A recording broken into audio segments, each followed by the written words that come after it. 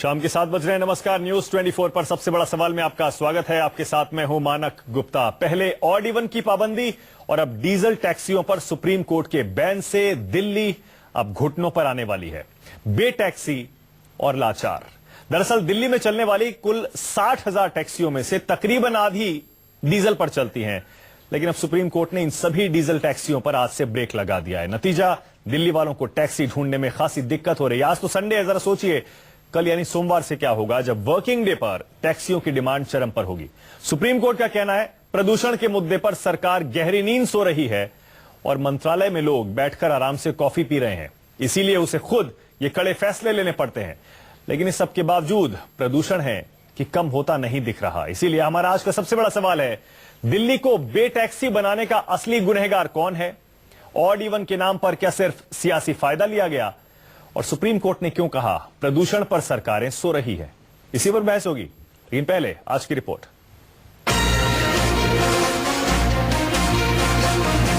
देश की सबसे बड़ी अदालत ने टैक्सी ऑपरेटर्स को डीजल और पेट्रोल कैब्स को सीएनजी में कन्वर्ट करने के लिए दी गई 30 अप्रैल तक की समय सीमा को बढ़ाने से इंकार कर दिया है, जिसके बाद से दिल्ली एनसीआर में टैक्सी सुविधा का लाभ उठाने वालों की परेशानी का बढ़ना तय माना जा रहा है। सुप्रीम कोर्ट ने अपने फैसले में कहा है टैक्सी ऑपरेटर्स को अपनी गाड़ियों में सीएनजी किट लगवाने का आदेश दिया गया था, तो अब तक उन्होंने सीएनजी किट क्यों नहीं लगवाई? इसलिए समय सीमा नहीं बढ़ाई जा सकती। रेट्रोफिटमेंट का जहाँ सवाल है, ये भी याद रखना पड़ेगा कि एनजीटी का अभी ऑर्डर है और उस ऑर्डर के हित कोई भी पुरानी गाड़ी 10 साल पुरानी डीजल गाड़ी दिल्ली में नहीं रजिस्टर हो सकेगी। तो मुझे लगता है इस सारे सवाल को पूरी तरह से स्पष्टीकरण नहीं हो पाया कोर्ट के अंदर, और अगली हियरिंग में ये हो जाएगा। If you can ask me in English. Supreme court के सामने टैक्सी ऑपरेटर्स ने अपील की थी कि अदालत अपने पहले के आदेश को, जिसमें सारी डीजल टैक्सियों को 30 अप्रैल तक सीएनजी में बदलने को कहा था, उसकी समय सीमा बढ़ा दी जाए। लेकिन सुप्रीम कोर्ट ने इसे मानने से इंकार कर दिया। हालांकि ये आदेश ऑल इंडिया परमिट वाली टैक्सियों पर लागू नहीं किया गया। तमाम टैक्सीज चल रही हैं, ओला हो, उबर हो या काली पीली टैक्सी हो, एयरपोर्ट पे इजी कैब और ओला कैब हो, कितना असर पड़ेगा इसके ऊपर? नहीं, जो ज़रूर असर पड़ेगा। जो वातावरण की प्रॉब्लम है, हम सबको मिलजुल के इसको सॉल्व करना है। और अगर कोई local city permit taxis diesel पे चल रही थी तो बेहतर है वो सीएनजी पे कन्वर्ट करें या और क्लीन फ्यूल पे कन्वर्ट करें। उधर सुप्रीम कोर्ट ने बढ़ते प्रदूषण पर ऑड इवन स्कीम और केंद्र सरकार पर भी सवाल खड़े किए। कोर्ट ने कहा कि आखिर ऑड इवन स्कीम के बाद भी प्रदूषण क्यों कम नहीं हुआ? ट्रैक को भी डाइवर्ट किया गया, लेकिन प्रदूषण कम नहीं हुआ और केंद्र सरकार प्रदूषण को लेकर क्यों कोई ठोस हल नहीं ढूंढ पाई? लोगों की जिंदगी से जुड़े मामले पर सरकार क्यों कॉफी पीने में लगी है और कुछ क्यों नहीं कर रही? 30 अप्रैल को ऑड इवन स्कीम खत्म हो गई, लेकिन इस बार भी न तो जाम से राहत मिली और न ही प्रदूषण से। ये बात दीगर है कि पूरे मामले पर जमकर सियासत हुई। इसीलिए सवाल खड़े हो रहे हैं कि दिल्ली को बेटैक्सी बनाने का असली गुनहगार कौन? क्या ऑड इवन के नाम पर सिर्फ सियासी फायदा लिया गया? शिवांग माथुर, दिल्ली, न्यूज 24।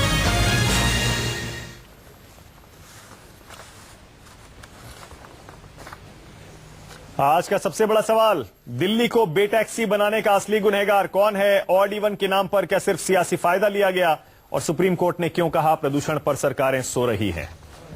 इसी पर बहस के लिए मेरे साथ अब आम आदमी पार्टी से राघव चड्ढा जुड़ रहे हैं, बीजेपी से विजेंद्र गुप्ता जुड़ रहे हैं, कांग्रेस से यहां आलोक शर्मा जी आ गए हैं, मेरे साथ दिल्ली टैक्सी और टूरिस्ट एसोसिएशन के प्रमुख संजय सम्राट हैं, और यहां पुलाश मुखर्जी हैं, centre for science and environment में रिसर्चर हैं।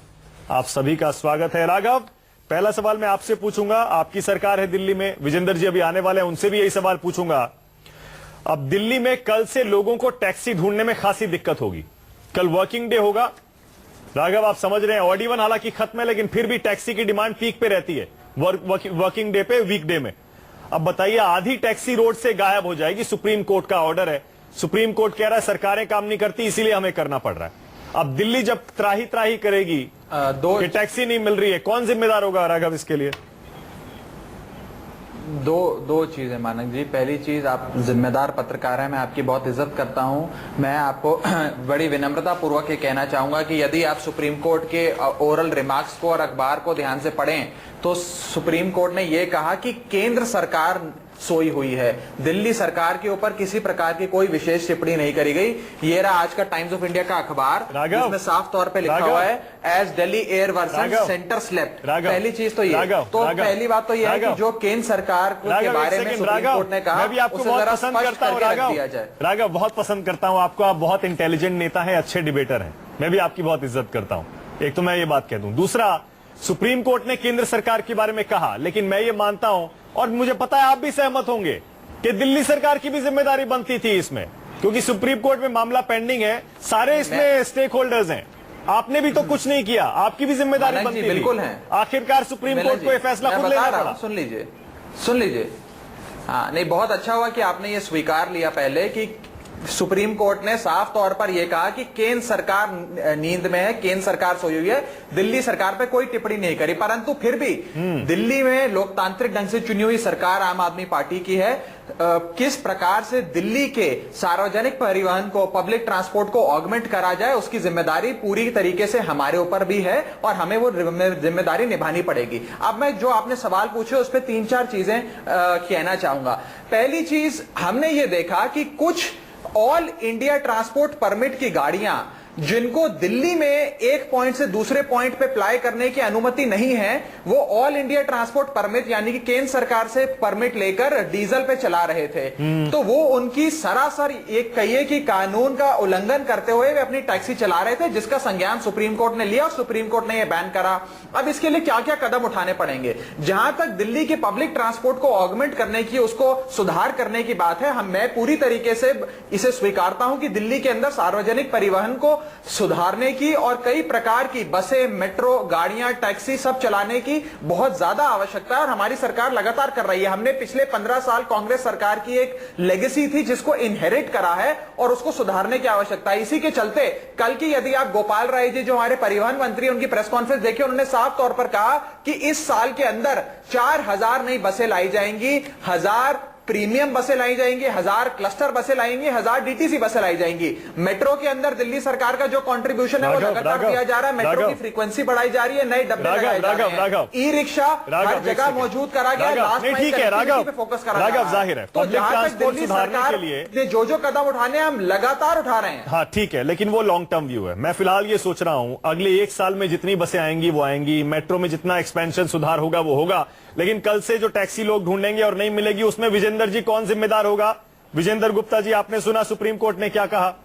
विजेंद्र जी जुड़े नहीं है। आलोक जी, दिल्ली में आपकी सरकार थी, केंद्र में आपकी सरकार थी, मोदी सरकार को 2 साल हुए। ये आज का प्रॉब्लम तो है नहीं, ये प्रॉब्लम इतने टाइम से जो चला आ रहा है। 1998 में सुप्रीम कोर्ट ने कहा था टैक्सी, ऑटो, सारे कमर्शियल ये जो व्हीकल हैं आपके पब्लिक ट्रांसपोर्ट के और कमर्शियल व्हीकल, इनको आप सीएनजी में तब्दील कर दीजिए। बसें हो गई, ऑटो हो गए, टैक्सियां नहीं हुई।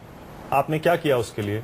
नहीं, अभी तो फिलहाल तो दिल्ली सरकार का जो नियम है उसमें टैक्सियां भी जो सीएनजी वाली हैं वही चल सकती हैं।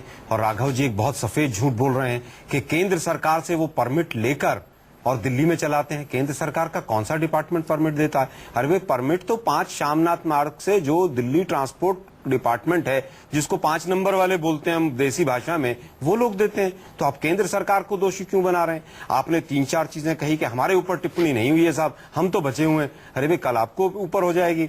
पिछले 1.5 साल के अंदर आपने ट्रैफिक का कोई मास्टर प्लान दिल्ली की जनता के सामने रखा हो तो आप बता दीजिए। पब्लिक ट्रांसपोर्ट सिस्टम को सुधारने के लिए ऑड इवन पर 125 करोड़ रुपया खर्च किया, उसके अलावा आपने कोई किया हो काम तो बता दीजिए। 125 करोड़ में मैं समझता हूं कि लगभग 800 बसेज आ सकती थी। आपने अभी तक 1.25 साल में एक बस नहीं खरीदी है। आप जो कांग्रेस की लेगेसी की बार बार बात करते हैं, कांग्रेस ने तो जो किया वो दिल्ली की जनता के सामने है, आप जो कर रहे हैं वो भी दिल्ली की जनता के सामने है। आप मुझे बता दीजिए कितने ई रिक्शा आप लोगों ने रजिस्टर किए? 3400 कुछ रिक्शा जो है वो रजिस्टर हुए और 2 लाख के करीब ई रिक्शा बिना रजिस्ट्रेशन के हाई कोर्ट के निर्देश के बावजूद दिल्ली में चल रहे हैं। ठीक है, सुनिए, मैं समझता हूं कि दिल्ली सरकार और केंद्र सरकार, दिल्ली सरकार का ट्रांसपोर्ट डिपार्टमेंट है, दिल्ली सरकार ज्यादा गहरी नींद में है और केंद्र सरकार नींद में है। अच्छा ठीक है, एक सेकंड, विजेंद्र जी भी जुड़ गए। राघव, विजेंद्र जी को भी सुन लीजिए, उसके बाद मैं आपके पास आ जाऊंगा। अच्छा एक सेकंड, विजेंद्र जी अभी तैयार हो रहे हैं। पहले मैं संजय सम्राट जी आपसे भी समझना चाह रहा हूँ। राघव एक सेकंड सुनिए। राघव एक वाक्य में जवाब ले लीजिए। एक सेकंड राघव, एक सेकंड। संजय सम्राट हैं जो कि टैक्सी और टूरिस्ट एसोसिएशन के प्रेसिडेंट हैं। साल 1.5 साल हो गया संजय जी, जब सुप्रीम कोर्ट ने कहा था इसको बैन लगाते हुए, ये टैक्सियां जो थी इनको डीजल से और आप सीएनजी में कन्वर्ट करिए।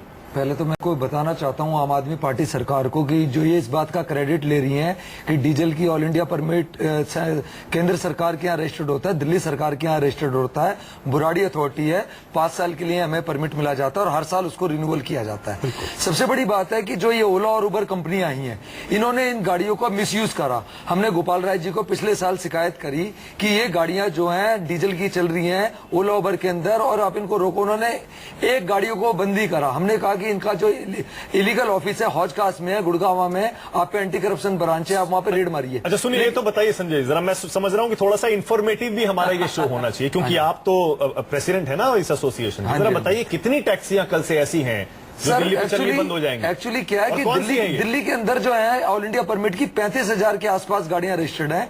35,000 में से भी ऑलमोस्ट 10,000 गाड़ियां ऑलरेडी सीएनजी की हैं। कुछ 5-1 हजार गाड़ियां ओला उबर के साथ अटैच थी और उन पे ये एक्शन आया हुआ है। हमें सुप्रीम कोर्ट ने एग्जाम्प्ट कराया कि ऑल इंडिया टूरिस्ट परमिट की गाड़ियां आपकी चलेंगी। इसके बावजूद दिल्ली ट्रैफिक पुलिस हमारा चालान कर रही है और दिल्ली परिवहन आप दिल्ली के अंदर ही वो कर रहे हैं? नहीं, बिल्कुल नहीं, ये बात बिल्कुल झूठ है। दूसरे पॉइंट पे दिल्ली में आपको नहीं करना चाहिए। नहीं, उसको समझना मुश्किल है। उसके लिए ऑलरेडी हमारे पे काली पीली टैक्सी होती है, सीएनजी की हमारे पे टैक्सी है, हमारे खुद के टैक्सी स्टैंड होते हैं। तो ये कहना सरासर गलत है। ये तो हम लोगों को जबरदस्ती चालान किए जा रहे हैं गाड़ी के, जबकि इस तरीके से। अच्छा ये टेक्निकल है ना, ये तो कि डीजल को आप सीएनजी में तब्दील नहीं कर सकते। इम्पॉसिबल है सर, मतलब उसके लिए इंजन बदलना पड़ेगा, आपको सूरज को धरती पे उतारना पड़ेगा। तो ये वाली बात है। अब ये नितिन गडकरी जी या केजरीवाल साहब उतार सकते हैं इस चीज को, तो हम उनके शुक्रगुजार हैं। आपकी नजर में दोनों जिम्मेदार हैं। विजेंद्र गुप्ता भी जुड़ गए। विजेंद्र जी, सुप्रीम कोर्ट की कड़ी टिप्पणी आपने सुनी होगी, सरकार सो रही है गहरी नींद में, मंत्रालय में लोग कॉफी पी रहे हैं, इसीलिए हमको ये कड़े फैसले लेने पड़ते हैं कि अब डीजल वाली टैक्सियां भी नहीं चल रही हैं आज से। अब लोग देखिए दिल्ली में क्या करेंगे। विजेंद्र जी,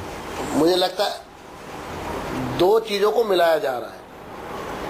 public transport authority, transport straight forward सीधा स्टेट दिल्ली सरकार का सब्जेक्ट है, उसमें कोई इफ एंड बट नहीं है।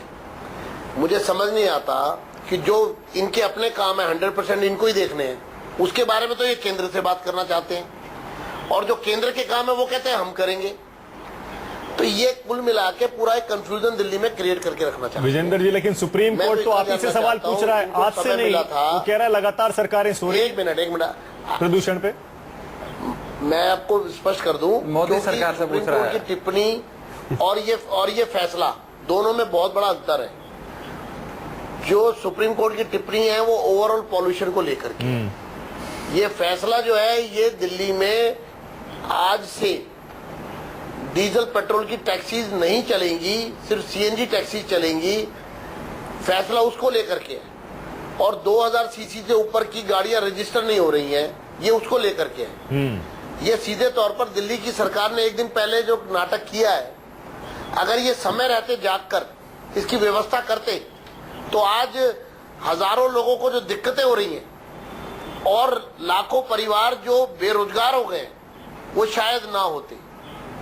ये सारी स्थिति उत्पन्न होने का एक ही कारण है कि दिल्ली सरकार गहरी नींद में सोई रही और ऑड इवन का नाटक करती रही, और जो वास्तविकता है पॉल्यूशन को कम करने के लिए ट्रांसपोर्ट अथॉरिटी को जो काम करना था, एक सेकंड पूरा मौका दूंगा। चाहता हूँ कि आज जो ये स्थिति उत्पन्न हुई है दिल्ली के अंदर, ऑल ऑफ सडन जैसे लाइट चली जाती है, उस तरह की स्थिति हो गई, क्योंकि कोर्ट ने पूरा टाइम दिया दिल्ली की सरकार को कि वो इस पर कोई कार्रवाई करे। और अरे कोर्ट आपको फटकार रहा है।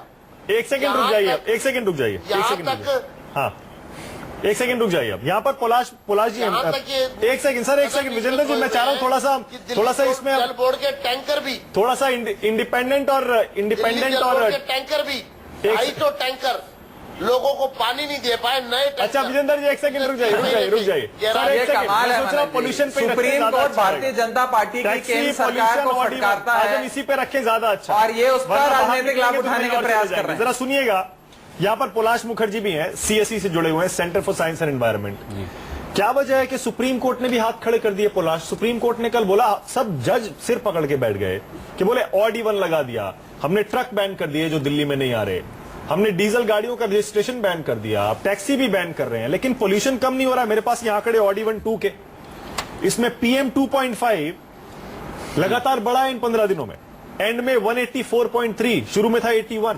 जी, मैं इसमें दो चीज कहना चाहूंगा। एक तो है कि ऑड इवन कोई जादुई छड़ी नहीं है जिससे चलते सारा पोल्यूशन का प्रॉब्लम सॉल्व हो जाएगा। वो इट हैज टू बी एक हिस्सा एक बड़े सिस्टम का जो पोल्यूशन के साथ जूझे। दूसरी चीज ये है कि दिल्ली की हवा दिल्ली से नहीं आती सिर्फ, हाँ। वो NCR से आती है। NCR जो एक बात है वो हम भूल रहे हैं, और जो ऑर्डर भी है वो यही कह रहा है कि डीजल टैक्सीज NCR में बैंड है। तो ये it is not just Delhi government की responsibility but it is also UP and Haryana. और हमारी गवर्नमेंट्स ने या आपके जैसे जो एसोसिएशन जो संगठन है, जो इंस्टीट्यूशंस हैं, उन लोगों ने पहले से कभी क्यों नहीं ऐसा कोई रिसर्च किया कि आज हमको ये सब करना पड़ रहा है? सुप्रीम कोर्ट में ये पूछा जाता है कि आप जरा बताइए पोल्यूशन कहां से आ रहा है, कौन कौन से कंट्रीब्यूटिंग फैक्टर्स, किसी को नहीं पता। हम इक्की दुक्की स्टडी इधर उधर से उठा के हम उस पर बात करने लगते हैं। जी IIT की एक स्टडी ये कह रही है, एक अनुमान के मुताबिक 30% गाड़ियों से आता है, फिर ये कहता है एक अनुमान सिर्फ 2% डीजल गाड़ियों से आता है। जी, मेरा ख्याल है इसमें कि इसमें पूरी प्रिपेयर्डनेस नहीं हुई है। मैं राघव जी से सहमत हूँ कि 4000 ट्रक्स और बसेस ऑर्डर किए हैं, बट पहले ऑड इवन और अब के बीच में एटलीस्ट कुछ बसें आ जानी चाहिए थी। But all the same I want to say that काफी एफर्ट्स हो रहे हैं, बट बहुत ज्यादा की जरूरत है, बहुत ज्यादा की जरूरत है दिल्ली के प्रदूषण प्रॉब्लम को सॉल्व करने की। राघव देख लीजिए, अब आप तो फिर से धन्यवाद सभा करने जा रहे हैं ऑडी 1-2 की, धन्यवाद सभा करने जा रहे हैं छत्रसाल में 4 तारीख को, जबकि ऑडी 1 का कोई इस बार असर देखा नहीं गया। पॉल्यूशन कम नहीं हुआ और डीकंजेशन पे भी इस बार बहुत कंप्लेंट्स आई हैं। मैं 3-4 बातें आपके समक्ष रखना चाहूंगा।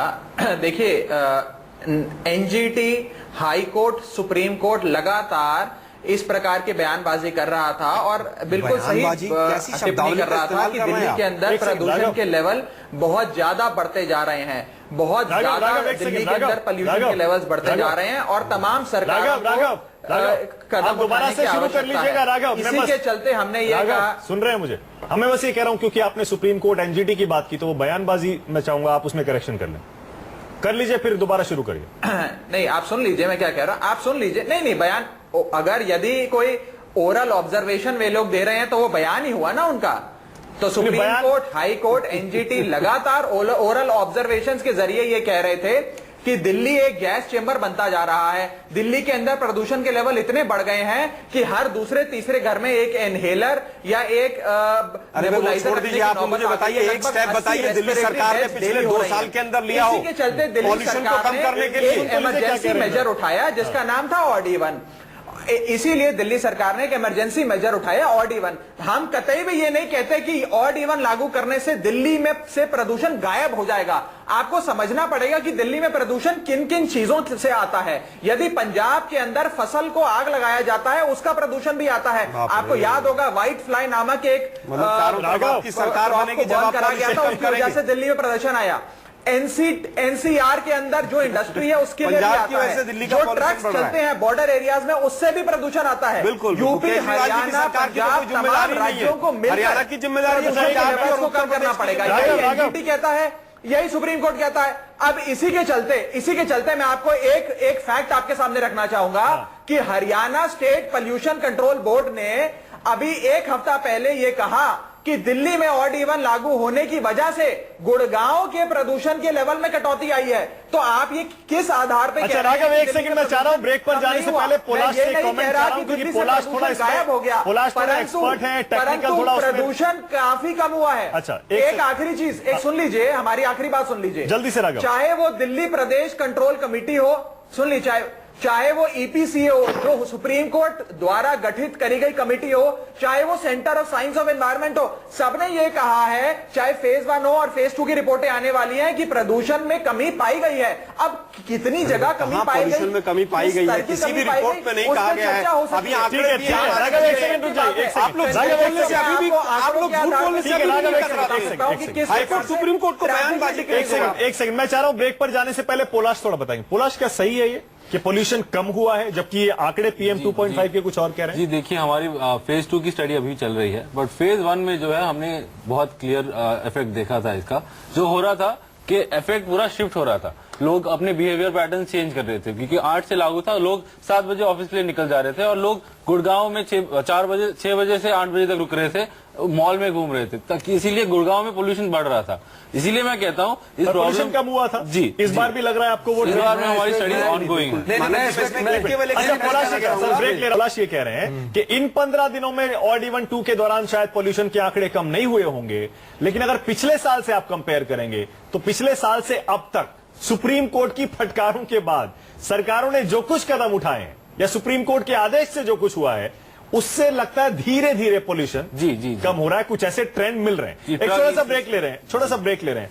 ब्रेक के बाद हमारी ये बहस जारी है, आखिर दिल्ली को बे टैक्सी बनाने का जिम्मेदार कौन है, और ऑड इवन 2 जिससे पोल्यूशन हमारे एक्सपर्ट कह रहे हैं कि कुछ कम तो हुआ है, क्या इसका सियासी फायदा ज्यादा लिया गया? इस ब्रेक के बाद देखते रहिए सबसे बड़ा सवाल।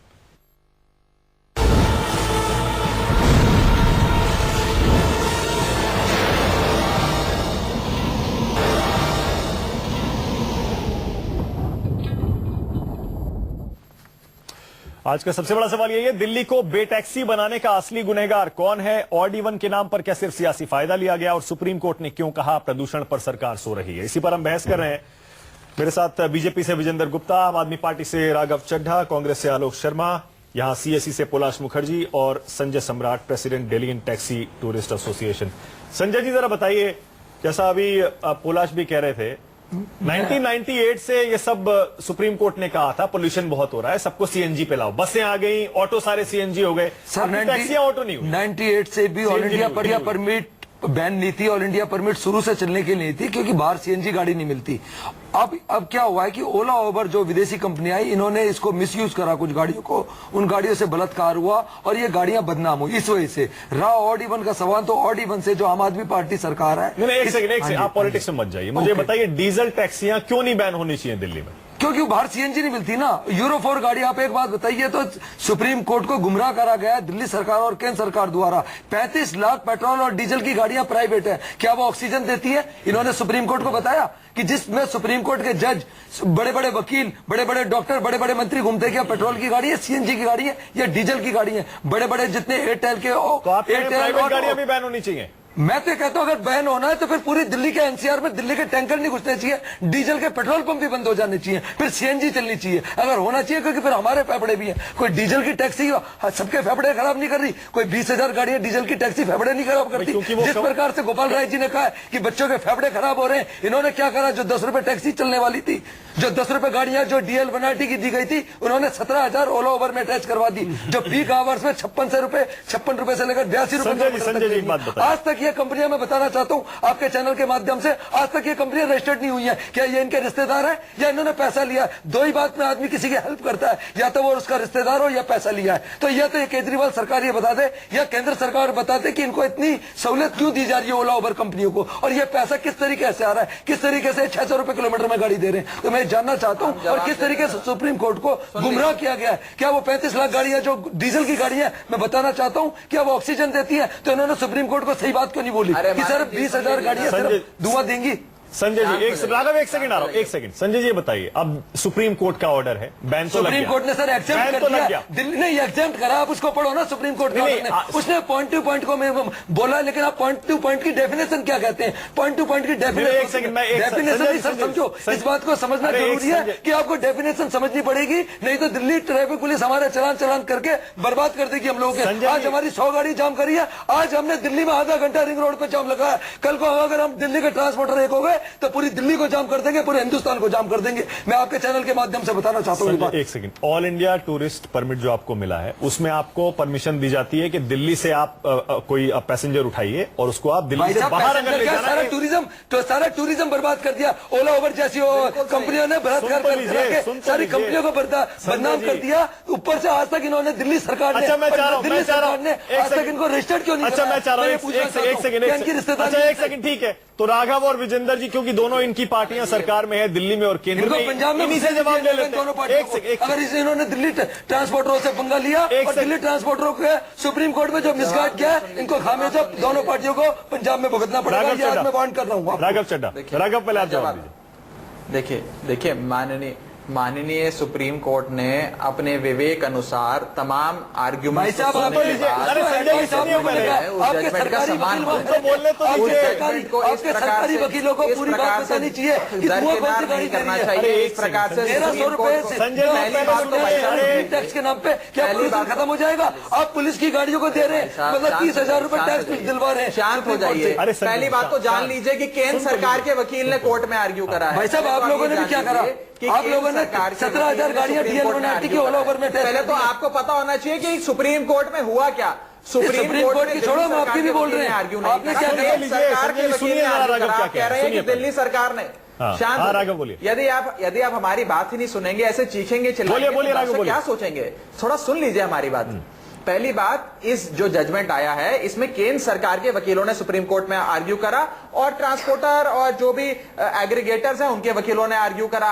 सुप्रीम कोर्ट ने अपने विवेक अनुसार एक निर्णय दिया, उस निर्णय का सम्मान होना चाहिए। और मनक जी जो पॉइंट उठा रहे थे वो बिल्कुल वाजिब पॉइंट है कि जब ऑल इंडिया ट्रांसपोर्ट परमिट आपको मिलता है तो आप दिल्ली से किसी व्यक्ति को उठाकर दिल्ली के बाहर ड्रॉप कर सकते हैं या दिल्ली में ला सकते हैं। आप दिल्ली में पॉइंट 1 से पॉइंट 2 नहीं चला सकते, खास करके जब आप नहीं चलते तो प्रॉब्लम की लाइन नहीं चलते तो फिर बात कोर्ट ने निर्णय दिया। नहीं, अगर अब आप मैं नहीं ये नहीं करते कह तो बात ही खत्म। मैं तो आपको दूसरी चीज कह रहा हूं। मैं तो आपको दूसरी चीज कह रहा हूं। मैं तो आपको ये कह रहा हूं कि हम ये आपकी मजबूरी और परेशानी बिल्कुल समझते हैं। हम सबको मिलकर इसका हल निकालना पड़ेगा। इस प्रकार से राजनीतिक बयानबाजी जिस प्रकार से आप कर रहे हैं भाई ये साहब, नहीं हर चीज करिए। को आप amendment हमसे किया जाता है, बैठ के इसका समय हल के अनुसार। निकालेंगे। सुन लो मेरी बात, समय के अनुसार सीएनजी को हमने amendment जितना किया जाता है। प्रमोट करा, आप सुन लीजिए, आपने 12,000 की सैलरी, सीएनजी को अपनी जितना 2.5 दिल्ली लाख सरकार ने प्रमोट आपने करा, अपनी सैलरी 12 से 2.5 लाख कर ली। वैट नहीं लगाते हम लोग सीएनजी पर, रजिस्ट्रेशन टैक्स हमने कम कर दिया, स्टैंप ड्यूटी हमने कम कर दी, सीएनजी को वैट मुक्त कर दिया, सीएनजी के नए नए स्टेशन खोल रहे हैं।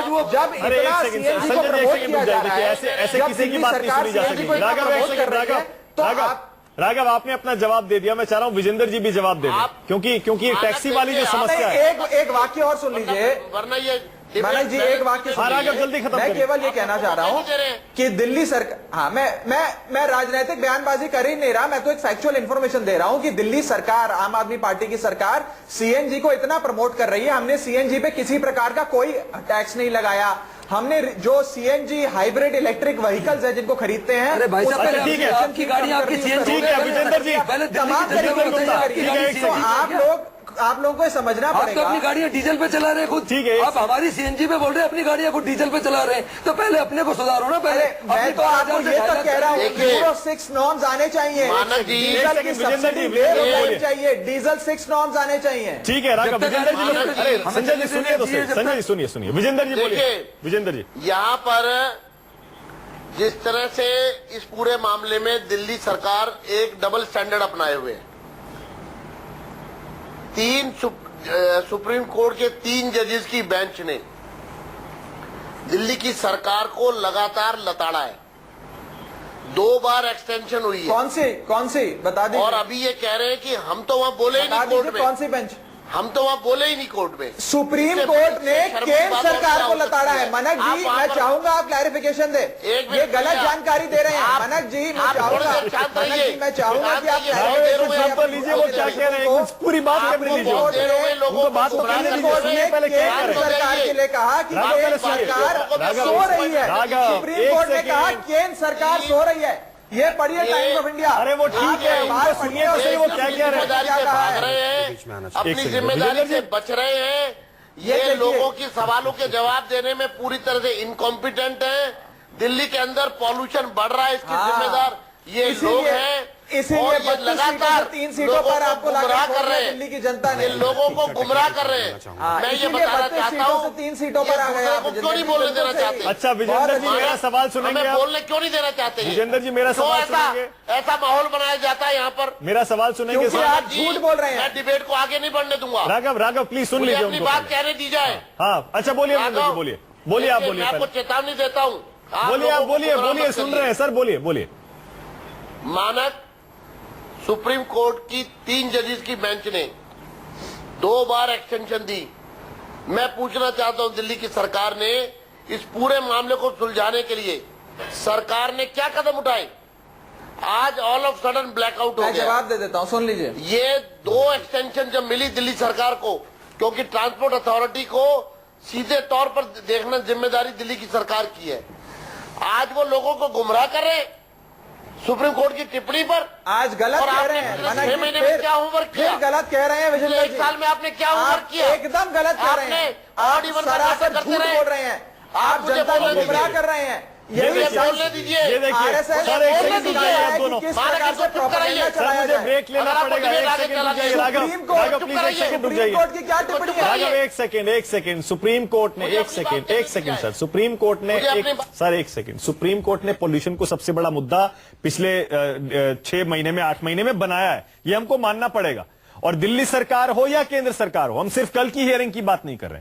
सुप्रीम कोर्ट ने अक्सर इन सरकारों पर सवाल उठाए। आलोक जी, ब्रेक पर जाने से मैं फिर से आपसे वही सवाल पूछ रहा हूं कि 19 विजेंद्र जी एक सेकंड रुक जाइए प्लीज, एक सेकंड, क्योंकि आलोक जी की सरकार जो अब दिल्ली में रही या केंद्र में रही वो भी अकाउंटेबल है। लेकिन क्योंकि जो लॉन्ग टर्म प्लानिंग होनी थी, पब्लिक ट्रांसपोर्ट ले लीजिए चाहे आप, या पोल्यूशन की कोई स्टडी ले लीजिए, सर कोई भी नहीं हुई। हमें आज तक यही नहीं पता कि पोल्यूशन आ कहां से रहा है। नहीं, देखिए मैं समझता हूं चाहे पॉल्यूशन कंट्रोल बोर्ड के गठन से लेकर और मेट्रो से लेकर सीएनजी बसेस से लेकर हमने अपने ट्रांसपोर्ट मिनिस्टर तक खोए, लेकिन हमने उन चीजों को इंप्लीमेंट किया। अब मैं 3-4 चीजें इन लोगों से पूछना चाहता हूं। पिछले 2 साल के अंदर केंद्र सरकार या दिल्ली सरकार विधानसभा या संसद के पटल पर एनवायरमेंट को लेकर दिल्ली के एक भी कानून अगर इन्होंने बनाया हो तो केंद्र दिल्ली की जनता को और न्यूज 24 के दर्शकों को बताएं। कंस्ट्रक्शन से जो 46% पॉल्यूशन होता है उसको कम करने के लिए क्या किया है। 1 अप्रैल से इन्होंने कहा था कि वहां पर पीडब्ल्यूडी की सड़कों को मशीन से साफ किया जाएगा। मैं पूछना चाहता हूं, एक मशीन आई है और उसको केजरीवाल साहब ने बड़ा पूरी तरह से एक नौटंकी और ड्रामेबाजी की तरह से उसका इनॉग्रेशन किया। एक मशीन से हजारों किलोमीटर सड़क को कैसे साफ करेंगे, केजरीवाल जी बताएं। ऑड इवन के नाम पर जो सवाल किया वो क्या केजरीवाल साहब अपने मामा जी के घर से लाए थे क्या? हमारा जवाब आपको लेना पड़ेगा। इस तरह मत बोलिए आलोक जी, नहीं इस तरह मत बोलिए। किसी कोई निजी देखिए इस तरह का- प्रकार की यदि कोई मास्टर प्लान आपके पास है? नहीं, आप लोगों ने क्या क्या बोला है याद कीजिए जरा। आप लोग तो कहते थे शीला दीक्षित भ्रष्टाचार है, इन्हीं ऑटो के पीछे लगा के आप लोग लगाते थे भ्रष्टाचारी कहना, और मैंने कहा कि मामा के घर से पैसे लाए, क्या प्रॉब्लम है? आलोक जी, प्लीज इस तरह की बात मत- नहीं, मोदी साहब ने भी कहा था कि राहुल जी के मामा के घर से पैसे लाए अरे हैं। नहीं। आज दोनों से पूछता हूं मैं, ये जो पैसा खर्च हो रहा है ये आप लोगों के मामा के घर से आ रहा है नहीं, क्या? अरे नहीं सर एक सेकंड, मुझे ब्रेक लेना पड़ेगा। नहीं हम देखिए इस तरह की आप लोग शून्य पर दोनों आपस में असंसदीय भाषा का इस्तेमाल नहीं, बिल्कुल नहीं। थोड़ा सा ब्रेक लेना पड़ेगा। फौरन हाजिर हो रहे हैं, देखते रहिए सबसे बड़ा सवाल।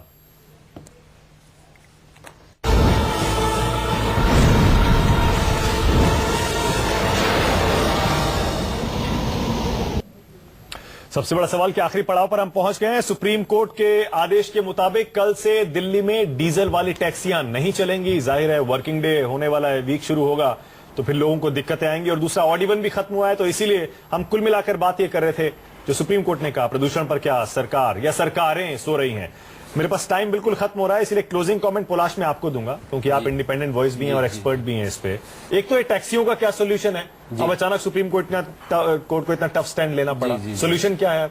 जी, टैक्सियों का ये सोल्यूशन है कि जो एआईटीपी व्हीकल्स है जो दिल्ली से स्टार्ट करके कहीं और सर्कुलस रूट पे आती है उन्हें एग्जेम्प्ट किया जाए और उन्हें डिस्टिंग्विश करने के लिए कोई मैकेनिज्म इवॉल्व किया जाए, जैसे अलग से नंबर प्लेट हो या अलग सा कलर हो, जीपीएस हो या फिर जीपीएस से उनका रूट ट्रैक हो। हाँ। ये एक उपाय है। दूसरा उपाय ये है कि जो दिल्ली के अंदर चलने वाली टैक्सीज है, नॉट जस्ट दिल्ली, एनसीआर के अंदर चलने वाली टैक्सीज है, वो सीएनजी पे जल्द से जल्द लाई जाए।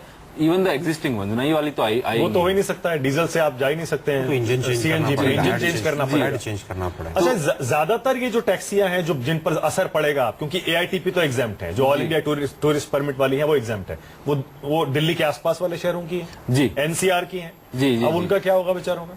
जी, वो दिल्ली से बाहर चलाएंगे जी, उन्हें उसी एरिया में चलाना पड़ेगा। ये एनसीआर की बात हो रही है, वो एनसीआर के बाहर चलाना पड़ेगा? नहीं, वो एनसीआर के अंदर चला सकते हैं, बट एनसीआर की डीजल की बात जी, डीजल, अच्छा डीजल की बात करें तो आई थिंक दिल्ली सरकार को कुछ चीजें करनी चाहिए जो वो स्टार्ट भी कर चुकी है। सर इन गाड़ियों का इसमें बैठकर केंद्र सरकार और दिल्ली सरकार को हम ट्रांसपोर्टरों के साथ बात करनी चाहिए। अच्छा ठीक है, एक सेकंड रुक जाइए, एक सेकंड, क्लोजिंग 10 सेकंड बस राघव आपको दे पाऊंगा क्योंकि आपको लगता है आपके पास कोई सोल्यूशन है इसका। राघव देखिए सोल्यूशन यही है कि मिल बैठकर इसका उपाय निकालना पड़ेगा। किस प्रकार से जो हमारे ट्रांसपोर्टर भाई हैं जो टैक्सी चलाते हैं उनके घर की रोजी रोटी ना बंद हो, उनकी टैक्सी लगातार चले, और दिल्ली में भी जिन लोगों को टैक्सी की सर्विसेज चाहिए वो उपलब्ध कराई जाए, पब्लिक सेक्टर सिस्टम को ऑगमेंट करा जाए। 15 साल के भ्रष्ट शीला दीक्षित के शासन के बाद हमारी सरकार तमाम तरीके से कदम उठा रही है, चाहे वो DRT को डिमोलिश करना हो। फिर तू मैं शुरू हो जाएगी। टाइम खत्म हो गया। बहुत बहुत शुक्रिया राघव चड्ढा, विजेंद्र गुप्ता, आलोक शर्मा, पुलाश और संजय सम्राट। उम्मीद है जल्द से जल्द इसका कोई सोल्यूशन निकले। जैसे राघव कह रहे हैं मिल बैठ के कोई सोल्यूशन निकालेंगे, जल्द से जल्द निकले ताकि दिल्ली बेटैक्सी ना रहे। और जिन लोगों की टैक्सियां हैं, जो अपने खून पसीने की कमाई से जिन्होंने टैक्सी खरीदी है, वो भी बेरोजगार ना हो जाए। छोटा सा ब्रेक, देखते रहिए सबसे बड़ा सवाल।